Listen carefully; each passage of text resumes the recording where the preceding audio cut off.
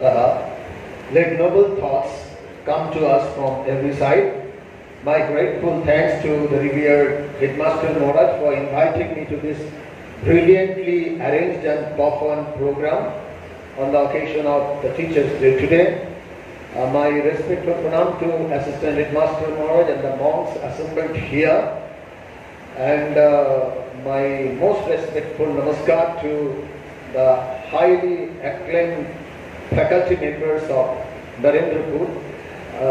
The moment I just look at the bags, I remember one particular incident I had a short while ago. আমি একদিন যাচ্ছিলাম গোলপার্ক থেকে বরানগরে, ওখানে একটা programme আছে। তো যাওয়ার সময় নামলাম দমদম মেট্রো স্টেশনে। তার আগে আমার পাশে একজন ভদ্রলোক বসেছিলেন। আমার কাছে একটা ব্যাগ ছিল যেখানে লেখা ছিল Ramakrishna mission history of culture. তারপরে উনি দু একটা কথা বললেন। আমি আমার একটা বই পড়ছিলাম বোধহয়, তবে নামছি, হঠাৎ করে দেখলাম ভদ্রলোক খুব অ্যাপোলজেটিক টোনে বলছেন, ইস আমার কি ভুল হয়ে গেল, আমাকে ক্ষমা করবেন। আমি কিছুই বুঝতে পারছি না কি হলো। তখন যে না, আপনার পায়ে আমার পা লেগে গেছে। এখন আপনারা সবাই জানেন যে দমদম মেট্রোতে নামার সময় কিরকম ভয়ঙ্কর ভিড় হয়। কার কি পায়ে লেগেছে আমার বিন্দুমাত্র অনুভূতি হয়নি, কিন্তু সঙ্গে সঙ্গে আমি ভাবলাম যে আচ্ছা, আমার ওই ব্যাগটা দেখে উনি আইডেন্টিফাই করলেন যে আমি রামকৃষ্ণ মিশনের সঙ্গে যুক্ত, এবং সঙ্গে সঙ্গে এই এত শ্রদ্ধা, এত অ্যাপোলজেটিক টোনে এই কথা বলা। আমরা যারা শিক্ষক বা আমরা যারা ছাত্র যে কোনোভাবে রামকৃষ্ণ মিশনের সঙ্গে যুক্ত, আমাদের ভীষণ সচেতন থাকতে হয় যে আমার নিজের এই যে রামকৃষ্ণ মিশন তকমা দেওয়া আছে তার প্রতি আমি সম্মান জানাতে পারবো তো। এটা এই ব্যাগের দিকে টাকা দিয়ে আমার হঠাৎ মনে পড়লো। And of course my love and best wishes to our most dearly love students, and the dais is Madan Mohan Acharya Da. To listen to him is always a joy. আমরা সেই 70 দশক থেকে মদনদাকে দেখে আসছি। এই মঞ্চে বেশিরভাগ সময় তিনি অ্যাঙ্কারিং করতেন এবং কখনো কখনো ছোট্ট দু চার কথা বলতেন। সব সময় সেই শান্ত সৌম্য মূর্তি মদনদা আমাদের স্মৃতিপটে অক্ষত থাকত। প্রথমেই আজকে বলে নিই যে আমি অত্যন্ত আনন্দিত এবং খুশি হয়েছি যে এত সুন্দর এখানে একটা প্রোগ্রাম দেখতে পেলাম। স্পেল বাইন্ডিং পারফরমেন্স, আমার কাছে ঠিক প্রোগ্রাম লিস্টটা নেই, একদম গান থেকে শুরু করে সঞ্জয়ের স্বরচিত কবিতা পাঠ, তার মাঝে হারমোলা ইত্যাদি নানা অনুষ্ঠান আমরা দেখলাম। এত সুন্দর। আর বিশেষ করে মদনদা যেমন ভাবে গোছানো মানুষ ছিলেন, সেই গোছানো মানুষটাকেই আজকে আবার আমি ফিরে পেলাম। As has already been pointed out, that today is the day when we just pay respects to Dr. Sarvapalli Radhakrishnan, after all a great teacher, a teacher extraordinary. And today is also the day when we just express our deep gratitude to great teachers, past and present, like Srimad Swami Lokeshwarananda Ji Maharaj, Swami Mumukshananda Ji Maharaj, Swami Prabhananda Ji Maharaj, Swami Umananda Ji Maharaj, Swami Puratananda Ji a short while ago he left the hall, and Naranda. Naranda is a great name here, a great disciplinarian, a teacher of physics, and many students would always throng around him. Sharodda is also present here. I could recognize Jituda also. So I most humbly offer my respectful pranam and namaskar to my past teachers as well. And definitely this is the day when we must reflect on the state of affairs in education. শিক্ষা নিয়ে আমাদের দু চার কথা কিন্তু আজকে ভাবতেই হবে। আমার মনে পড়ছে কিছুদিন আগে বিল গেটস তিনি ভারতবর্ষ সম্বন্ধে একটা মন্তব্য করেছিলেন। তিনি বলেছিলেন যে India has made tremendous progress in many fields over the years, but the only area of disappointment as regards India is education. এই কথাটা যখন বললেন তখন ভাবলাম যে ঠিক আছে, আমরা জানি আমাদের যে পরীক্ষা পদ্ধতি ইত্যাদির মধ্যে ত্রুটি আছে, আমাদের যে শিক্ষা পদ্ধতি তার মধ্যে ত্রুটি আছে, কিন্তু আমাদের প্রোগ্রেসও তো কিছু হয়েছে। আমি কয়েকদিন আগে ভাবছিলাম, যখন বিল গেটসের এই কমেন্টটা পেলাম, আচ্ছা আমরা কি সবাই জানি আমরা কি কি প্রোগ্রেস করেছি, আমরা কত দূরে এগিয়েছি? 1947-এর কথাটা ভাবুন তো।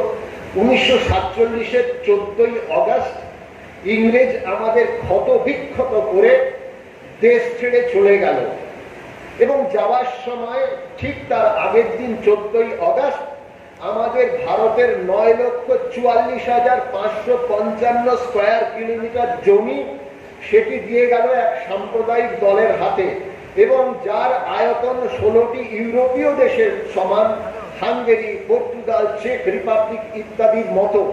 এবং যখন তারা ভারতবর্ষ ছেড়ে চলে গেল, যে সময় তারা এসেছিল তখনও পৃথিবীর 23% ধন সম্পদ আমাদের হাতে ছিল।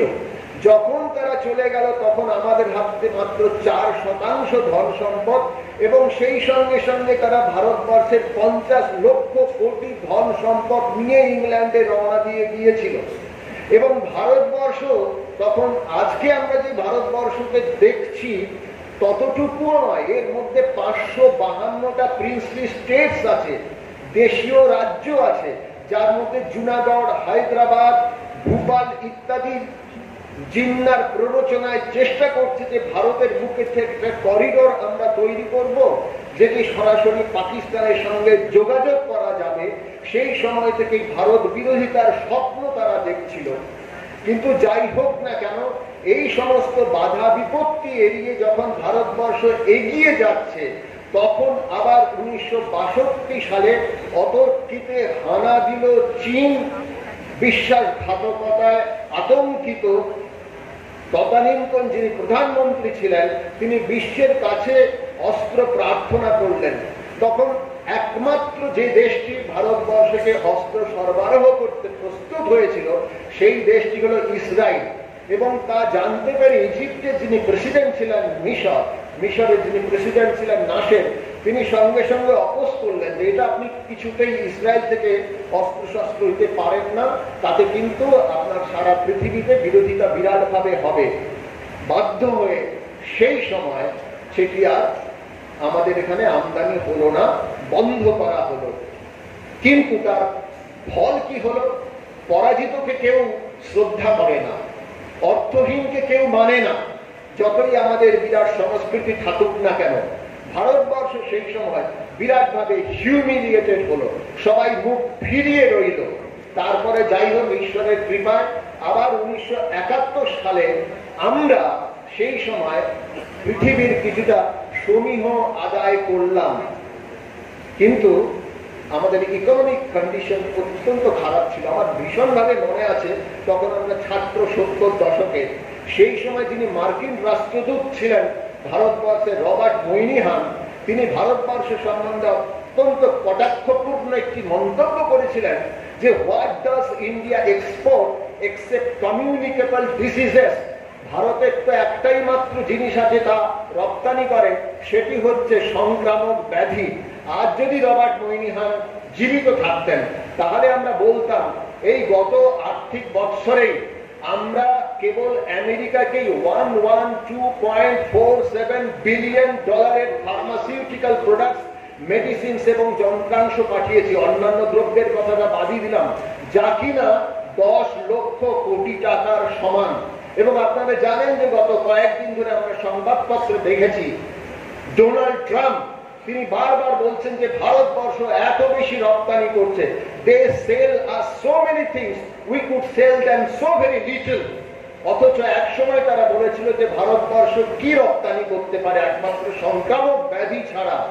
সেই আমেরিকার গত 10 বছরে কয়েক হাজার আমেরিকান ভারতবর্ষে এসেছে চিকিৎসার জন্য, এবং তার ফলে আমাদের অবশ্য $740 মিলিয়ন, অর্থাৎ কিনা প্রায় 60,000 কোটি টাকা ভারতীয় মুদ্রায় আমরা বিদেশি মুদ্রা অর্জন করতে পেরেছি।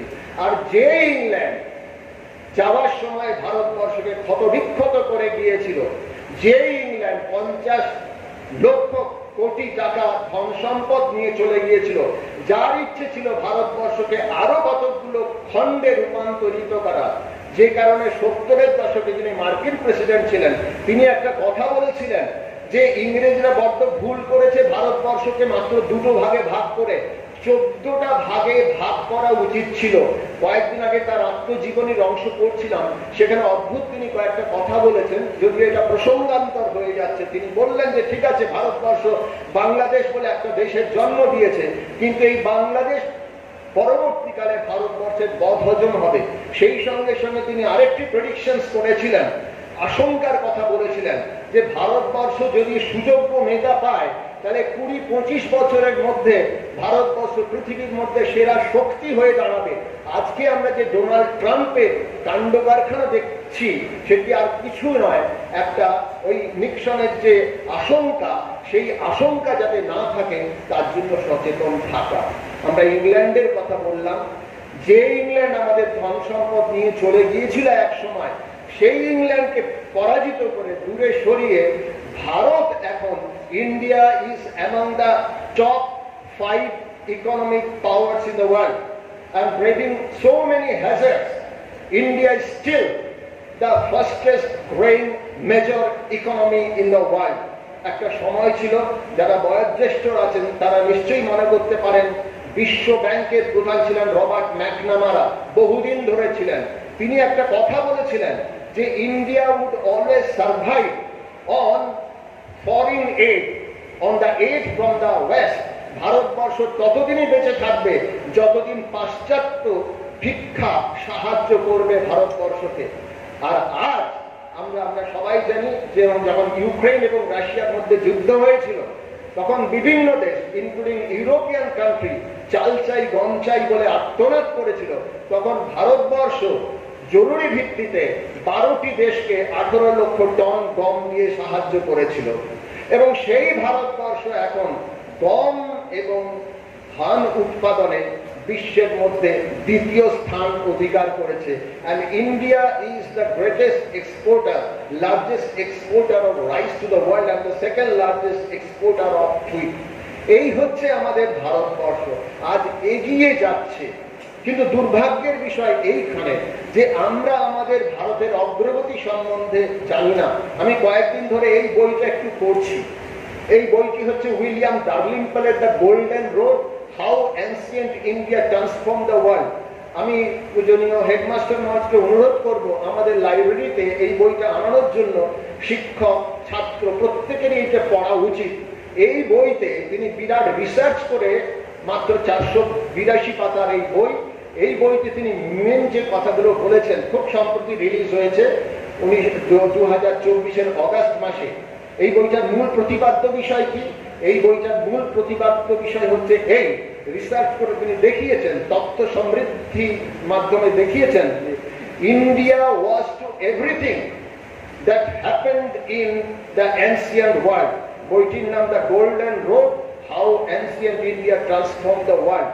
এবং সেখানে তিনি বলছেন যুক্তি তথ্য দিয়ে, the astonishing advancement in science and technology that we see today would not have been possible but for the contributions of Indian mathematics and Indian mathematical astronomers.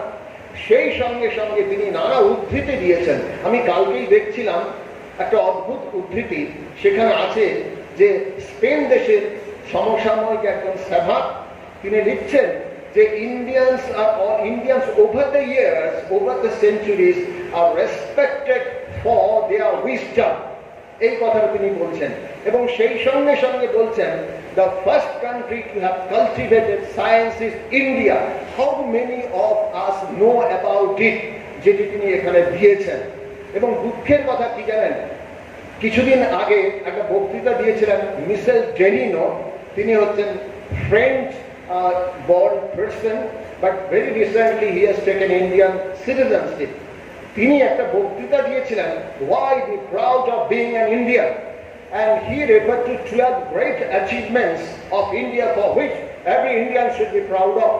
এবং তারপর তিনি একটা কথা বলেছেন যে অত্যন্ত দুঃখের কথা যে ভারতবর্ষের লোকেরাই জানে না যে ভারতবর্ষের কি বিরাট অতীত গৌরব ছিল, and there is no effort on the part of the government to put it before the students. দুঃখের কথা কি, যে কথাটা অনেকদিন আগে রবীন্দ্রনাথ ঠাকুর বলেছিলেন 1919 সালের 10ই মার্চ তিনি চেন্নাইতে একটা বক্তৃতা দিয়েছিলেন। সেই বক্তৃতা ন্যাশনাল এডুকেশনের উপরে, সেখানে তিনি একটি কথা বলেছিলেন যে he is really unfortunate is he who has no light, but most miserable is he who having it is not aware of it or has forgotten about it. যার আলো নেই অবশ্যই তার অত্যন্ত দুর্ভাগ্যজনক পরিণতি, কিন্তু যার আলো আছে সেই আলো সম্বন্ধে অনবহিত হয়ে থাকা সে নিতান্তই হতভাগ্য। আমাদের যে এত বিরাট আলো আছে, hour past is great, Swami Vivekananda বারবার বলেছেন hour past is great but our future will be greater. সেই আমাদের পাস্টের থেকে নিয়ে কিভাবে আমরা, কেন আমাদের এত দেশ এগিয়ে গেল, কেন আমরা অতীত ভারত ভোগে বেগবান এবং ত্যাগে মহিয়ান ছিল, কেন ভারতবর্ষ ধন সম্পদে এত সমৃদ্ধমান ছিল, কেন ভারতবর্ষ জ্ঞান বিজ্ঞানের এত অগ্রগতি তাদের মধ্যে হয়েছিল, এই নিয়ে কিন্তু আমাদের বিশেষ আলাপ আলোচনা অতি অবশ্যই প্রয়োজন। আমি হেডমাস্টার মহারাজকে অনুরোধ করব, এই যে সমস্ত ছাত্ররা রয়েছে, এত ট্যালেন্টেড স্টুডেন্টসরা রয়েছে, তারা কেবলমাত্র এই ওয়েস্ট বেঙ্গল সিলেবাসের মধ্যে সীমাবদ্ধ থাকার বোধ নিয়ে জন্মায়নি, তারা অনেক এগিয়ে আছে। এদের নিয়ে বিভিন্ন রকম স্টাডি সার্কেল করা হোক, সায়েন্স ক্লাব হোক, ডিবেটিং ক্লাব হোক, এবং সেখানে চর্চা হোক, নানা বিষয় নিয়ে চর্চা হোক, নানা বিষয় নিয়ে চর্চা হোক, যা অতি অবশ্যই আজকের জগতে যে জিনিসটা অতি অবশ্যই দরকার, সেটা ইনকুইজিটিভনেস, ডিসকাশন, কোয়েশ্চেনিং, যেটা ছিল আমাদের ভারতবর্ষের শিক্ষা পদ্ধতির মূল অঙ্গ। Questioning and discussion, that was the integral part of teaching learning process. আমাদের উপনিষদের দিকে তাকান, আমাদের গীতার দিকে তাকান, বৃহদারণ্যক উপনিষদই হোক, প্রশ্ন উপনিষদই হোক, শ্বেতাশ্বতর উপনিষদই হোক, সমস্ত কিছুই হচ্ছে পারস্পরিক আলোচনার মাধ্যমে, কোয়েশ্চেনিং এর মাধ্যমে। আমরা গীতাকে দূরে সরিয়ে ফেলেছি, একটা ধর্মগ্রন্থ বলে দূরে সরিয়ে ফেলেছি। অবশ্যই সেটি গ্রেট ধর্মগ্রন্থ, প্রত্যেকেরই গ্রহণযোগ্য, কিন্তু সেই সঙ্গে সঙ্গে আমরা সেখানে দেখেছি যে কোনো সমস্যা, বিশেষ করে আধুনিক যুগের যে নানা সমস্যা, সেখানে সমাধান আছে। সেই যে গীতা, সেটি কি এমন মাত্র যে শ্রীকৃষ্ণ বললেন অর্জুন তুমি আমার কথা শোনো, অর্জুন বলল যে আজ্ঞা, তা কিন্তু নয়। আমরা দেখি সেখানে 84 বার either Arjun put questions to Sri Krishna or raised different doubts, and those doubts were cleared, those questions were answered, এবং হওয়ার পরে একদম শেষে গিয়ে 18 চ্যাপ্টারে গিয়ে 73 নম্বর শ্লোকে বলছে করিষ্যে বচনং তব। এবার আমি স্বীকার করলাম, আমাদের বিদ্যালয় অন্য কোথায় হোক বা না হোক, আমাদের মধ্যে অতি অবশ্যই ক্লাসের মধ্যে আমরা যারা শিক্ষক রয়েছি, স্টুডেন্ট রয়েছি, একতরফা ভাবে নয়, আমরা আমাদের ডিসকাশনের, আমাদের কোয়েশ্চেনিং এর সুযোগ দেব। সেই সঙ্গে সঙ্গে যেহেতু এটি একটি আবাসিক বিদ্যালয়, সেখানে আমাদের অবকাশ থাকে, রবিবার দিন থাকে বা অন্য কোনো সময় থাকে বা আমাদের রাত্রে থাকে, সেখানে আমরা তাদের নিয়ে ভীষণ রকম আলোচনা করব। যারা এখানে রামকৃষ্ণ মিশনের ছাত্র আছে, কয়েকদিন আগে কথা হচ্ছিল যে আমরা যারা, বিশেষ করে ছাত্রদের কথা বলছি, যারা বেরিয়ে যায় তাদের বেশ কিছু প্রশ্নের সম্মুখীন হতে হয়, আর অতি অবশ্যই আমাদেরও অনেক কিছু জানতে হবে। যেমন স্বামী বিবেকানন্দ বলছেন শ্রদ্ধাবান হও, নচিকেতার মতো হও। শ্রদ্ধাবান মানে কি? গতানুগতিক ভাবে আমরা হয়তো ভেবে রাখি যে হ্যাঁ একদম এই নমস্কার করাটা, তা তো নয়।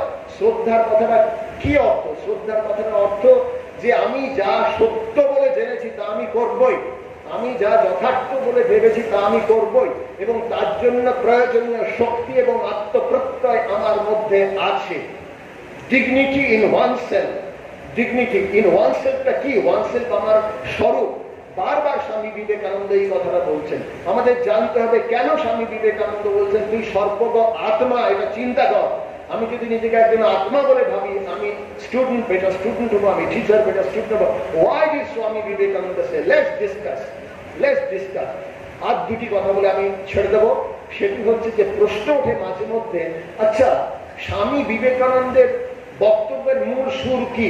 তার যে 9 এবং 10 ভলিউম আছে, যে ছাত্ররা আমাদের পরবর্তীকালে যাদবপুরে পড়তে চায় বা মেডিকেলে পড়তে চায়, ব্রেন ওয়াস্ট হয়, তাদের কাছে এই সমস্ত প্রশ্ন যখন তুলে ধরা হয়, তারা তখন আমতা আমতা করে বলে। আমি কয়েকদিন আগেই রামকৃষ্ণ মিশনের প্রতিষ্ঠানে ছাত্রদের জিজ্ঞেস করছিলাম, কলেজ স্টুডেন্টদের, আমতা আমতা করে বলতো যে স্বামীজি কথা বলেছেন যে গীতা পাঠ অপেক্ষা ফুটবল খেলা ভালো।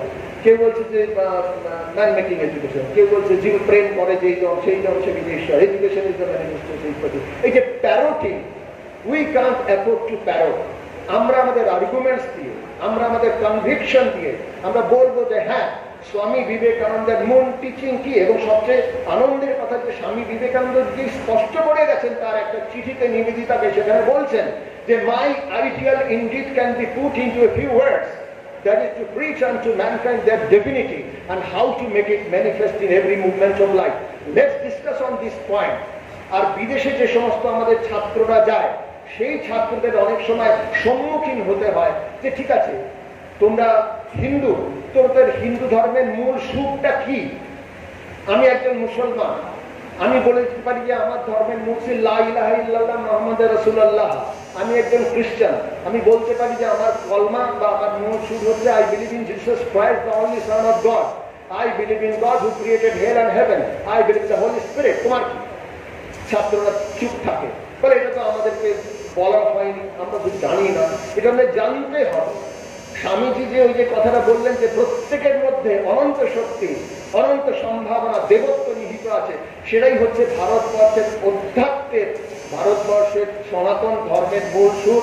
ওম ঈশাবাস্যম ইদম সার্বম, এই ছোট্ট কথা, all that I see is divine, I am talking, it is my divine duty, you are listening, that is also divine, everything is divine। এই খুব সিম্পল তত্ত্বটা আমাদের জানতে হবে। এবার আমি শেষ করি একটা কথা বলে যে আমাদের দেশকে ভালোবাসতে হবে।